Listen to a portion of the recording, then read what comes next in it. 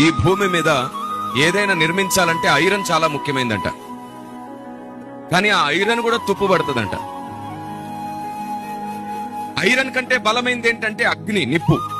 ఆ ఐరన్ ని కూడా కరిగిపోయేటట్లు చేస్తుందంట. నిప్పు కంటే బలమైనది ఏమిటి? నీరు. అగ్నిని ఆర్పేస్తుందంట. నీరు కంటే బలమైనోడు మనిషి అంట, నీళ్ళని మింగేస్తాడంట. మనిషి కంటే బలమైంది మరణం అంట, మనిషినే చంపేస్తుందంట. మరణం కంటే బలమైంది దేవుడు అంట, మరణాన్ని తెచ్చి లేచాడంట.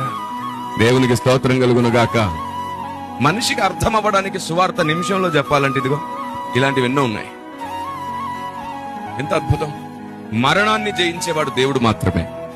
అలా మరణాన్ని జయించి నీకు కూడా మరణాన్ని జయించే శక్తిని ఇస్తాను, రమ్మని పిలుస్తున్నాడు. ప్రయాసపడి భారం మోయుచున్న సమస్త జనులారా రండి, నేను మీకు విశ్రాంతినిస్తాను.